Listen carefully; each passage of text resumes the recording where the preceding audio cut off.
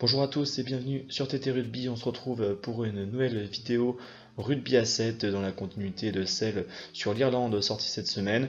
Cette fois-ci, on va s'intéresser au Samoa, toujours dans le cadre de ce TQO, ce tournoi de qualification olympique qui aura lieu ce week-end à Monaco. Alors les Samoa, ils sont venus avec une équipe assez jeune, hein. Ils ont dû faire des choix puisqu'ils jouent également cet été leur ticket pour la Coupe du Monde de rugby 2023 qui aura lieu en France. Ils jouent un match aller-retour face au Tonga et donc ils ont privilégié cette confrontation cet été. Donc leurs meilleurs joueurs sont partis là-bas, sachant que le report du TQO et de Jeux Olympiques ont perturbé un petit peu leur plan. Mais voilà, ils auront donc une équipe jeune, un petit peu remaniée, mais tout de même, il y aura tout de même quelques expérimentés du circuit mondial, une trentaine de matchs environ qui seront là. Donc ça pourrait donner lieu quand même, ça donnera lieu à une belle équipe. Et donc on va regarder aujourd'hui un petit peu quelles sont les caractéristiques de cette équipe des Samoa.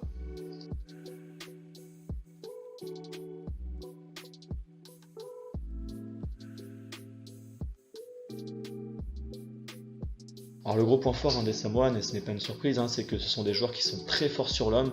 Ils n'ont pas forcément une défense collective qui est extraordinaire. Par contre, quand ça tape fort, notamment par des cadrages défensifs qui sont souvent très bons. On va le voir notamment ici, le joueur Samoan qui a déjà positionné ses épaules et qui a anticipé l'appui de l'Argentin, qui a perdu un petit peu en vitesse sur le plaquage précédent, ce qui donne du coup un plaquage efficace.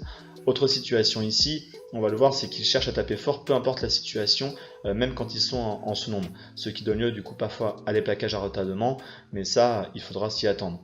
Attention également un petit peu à ces espaces fermés, dès qu'ils sentent qu'ils ont un peu la supériorité, ils peuvent venir coffrer très haut, et c'est parfois difficile de s'en sortir.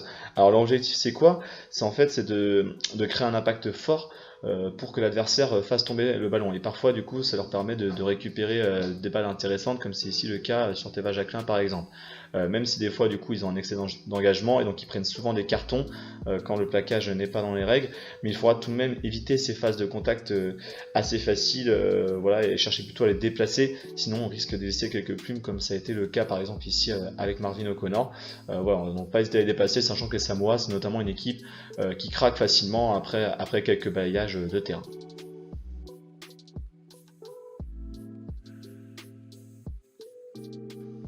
Alors leur point faible, j'ai envie de dire, c'est que c'est un petit peu les Fidji low cost, c'est qu'ils balancent pas mal de ballons, mais ça, contrairement aux Fidjiens, ça tombe pas toujours dans les mains de leurs partenaires. Et surtout, ils se débarrassent pas mal de la balle, c'est tout ça leur gros point faible, notamment par des jeux au pied un petit peu hasardeux, alors que des fois, ils ont des situations assez favorables. Mais comme ils sont pas très adroits, ça se retourne un petit peu contre eux. Alors on va le voir ici, ils ont une superbe situation d'avancée face à l'Argentine, mais au final, il va y avoir un jeu au pied qui va permettre du coup aux Argentins de récupérer le ballon et de s'en sortir. Pareil ici, deuxième situation, nouvelle situation d'avancée, il y a un surnombre avec une personne de plus à l'extérieur. Alors on est un petit peu à plat là, sur la ligne pour attaquer, même si là on va le voir avec le trait, bon la course est déjà lancée, mais au départ ils sont un peu à plat. Et du coup on se débarrasse une nouvelle fois du ballon, soit qu'on va se faire contrer, et du coup bam, retour à l'envoyeur, et on se remet à une situation de pression alors qu'on ne le voyait pas à l'écran, mais il y avait encore une autre personne extérieure, donc il y avait une situation très favorable. Et même face à l'Australie, on va le voir quand ils sont menés 33-7, là ici, ils vont tout de même le faire, sauf que comme ils n'ont pas des joueurs forcément habiles avec les pieds, du coup ça se retourne pas en leur faveur. Donc ça peut être vraiment un point positif pour les Français, si jamais ils peuvent rendre quelques ballons comme ça.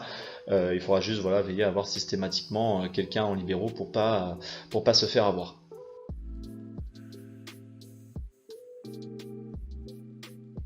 Alors je l'ai dit, les Samoa sont venus avec une équipe très remaniée, très jeune, mais malgré tout ils ont quelques joueurs qui possèdent une petite trentaine de matchs en World Series, donc avec une petite expérience, et notamment parmi eux Mélanie Matavao qui joue beaucoup dernièrement, il joue très régulièrement avec cette équipe, c'est le numéro 6 ici, alors il a une attitude plutôt de meneur, un joueur souvent dans les beaux coups, comme ici face à la France où il va se proposer et du coup percer, même s'il va y avoir un très bon retour de Stéphane Parez. Mais il faudra quand même avoir un œil sur lui car il aime bien porter, et c'est souvent lui qui va créer des situations de décalage, comme on le voit ici notamment au départ de cette mêlée avec le casque. Il aura d'ailleurs d'autant plus d'importance ici, sachant que les plus anciens et les leaders un petit peu habituels comme Joe Perez du coup seront absents.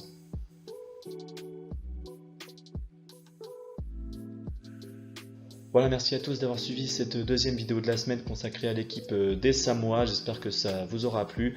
N'oubliez pas, vous pouvez suivre TT Rugby sur Facebook, Twitter, Instagram, ainsi que sur nos chaînes Twitch et YouTube. Je vous dis à très bientôt. Salut!